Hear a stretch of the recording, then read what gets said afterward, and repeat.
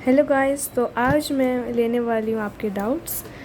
जो मैंने एक्सरसाइजेस करवाई हैं उनमें से जो आपको क्वेश्चन समझ में नहीं आए हैं, तो आज उनके डाउट्स होने वाले हैं।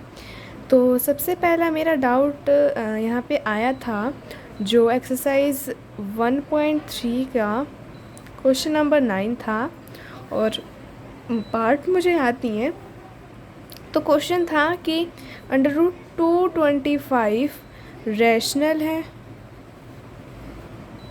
या इरेशनल है।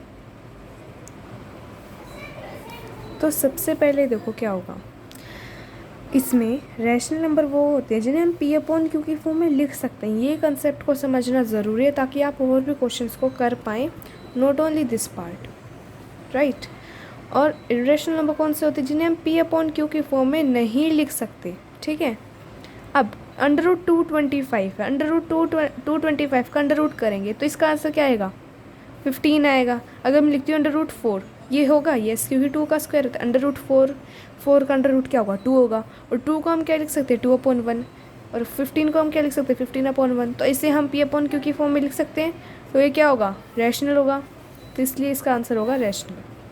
अच्छा, इसके बाद हमारे पास एक आया था डाउट कि अंडर रूट जैसे क्वेश्चंस होते हैं, √2 हो गया, √3 हो गया, √5 हो गया, या √17 या कुछ भी, इस टाइप के जो क्वेश्चंस होते हैं इन्हें नंबर लाइन पे कैसे रिप्रेजेंट करते हैं, ठीक है।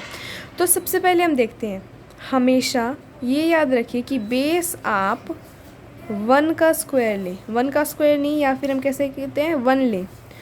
इससे आसानी हो जाएगी। अगर मैं बेस 1 ले रही हूँ, यहाँ पर 2 है, तो मैं बेस में 1 + 1 होगा तब जाके 2 बनेगा, ये पता है। अंडर रूट वगैरह उनको छोड़ दीजिए अभी। और फिर लेते हैं अगर हम √3, तो इसे हम बेस फिर से हम इसमें √1 ले लेंगे और परपेंडिकुलर क्या हो जाएगा, √2 का स्क्वायर। तो इसे मैं क्या लिख सकती हूँ, ये इससे कट जाएगा तो 2। अब ये √5 को क्या लिख सकती हूँ, बेस मैंने 1 ही लूँगी हर केस में, और परपेंडिकुलर मैं क्या लूँगी, जैसे 5 से इसे इनके स्क्वायर्स लेंगे। जैसे 1 तो हम बेस लेंगे हमेशा, 2, 3, 4, 5, मतलब इतने बड़े नंबर देते तो नहीं है। 2 का स्क्वायर क्या होगा, 4, 3 का 9, 4 का 16, 5 का 25 और 1 का 1 रहता है। अब 4 + 1 होगा तब जाके 5 बनेगा। तो बेस तो हमने 4 ले लिया और परपेंडिकुलर हम क्या ले लेंगे, 2 ले लेंगे। 17 है, 4 का होता है 16, बेस हमेशा हम 1 लेंगे तो परपेंडिकुलर 4 ले लेंगे। ऐसे होते हैं हमारे नंबर लाइन वाले क्वेश्चंस, ठीक है।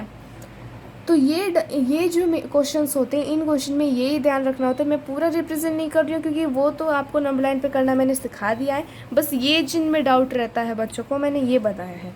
इसके बाद एक और होता है, जैसे कि कुछ क्वेश्चंस होते हैं जिसमें बताना होता है होल नंबर है, नेचुरल नंबर है, क्या सारे होल नंबर नेचुरल नंबर है, क्या सारे नेचुरल नंबर होल नंबर है। इनके लिए आपको पूरा कंसेप्ट को समझना पड़ेगा। मैं अभी आपको whole number, natural number, integers बता रही हूँ। इन क्वेश्चन में डाउट आया था। तो सबसे पहले आता है होल नंबर्स।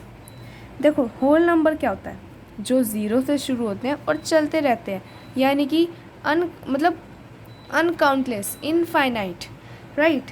जो आगे तक 0 से लेके सारे काउंटिंग नंबर।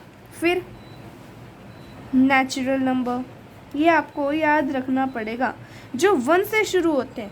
जो शुरू ही 1 से होगा, जिसमें ज़ीरो नहीं आ रहा, तो सारे नेचुरल नंबर होल नंबर होंगे कि नहीं होंगे, क्योंकि 1 से शुरू हो रहे हैं और ये 0 से शुरू हो रहा है। जैसे 0, 1, 2, 3, 4 ऐसे चल रहा है।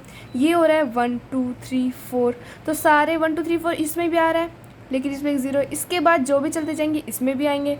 तो इसी कारण से सारे नेचुरल नंबर सारे होल नंबर होते हैं, लेकिन सारे होल नंबर नेचुरल नंबर नहीं होते, क्योंकि इसमें तो 0 भी है लेकिन इसमें 0 नहीं आता। अब हमें समझना है इंटीजर्स। इंटीजर्स क्या हो गया, 0 इसके साथ कौन से पॉजिटिव नंबर्स हो गए, सारे पॉजिटिव नंबर क्या है, या फिर नॉर्मल नंबर्स जो काउंटिंग के हैं वो नंबर हो गए, और नेगेटिव नंबर। नेगेटिव, जब ये तीनों चीज़ें होंगी वो होंगे हमारे इंटीजर, जिसमें 0 भी होगा, पॉजिटिव। इंटीजर अगर हम एक तरह से कहें सारे होल नंबर इंटीजर होंगे, यस। सारे नेचुरल नंबर इंटीजर होंगे, यस। लेकिन सारे इंटीजर नेचुरल या होल होंगे, नो। इंटीजर में नेगेटिव नंबर भी तो हैं, लेकिन होल और नेचुरल में ज़ीरो प्लस सारे पॉजिटिव नंबर इनफाइनाइट तक, तो नेगेटिव तो नहीं है, तो इसलिए नहीं होगा। तो ये आज का हमारा डाउट सेशन था। फिर भी मतलब आपको और भी डाउट हो तो प्लीज़ कमेंट कीजिए।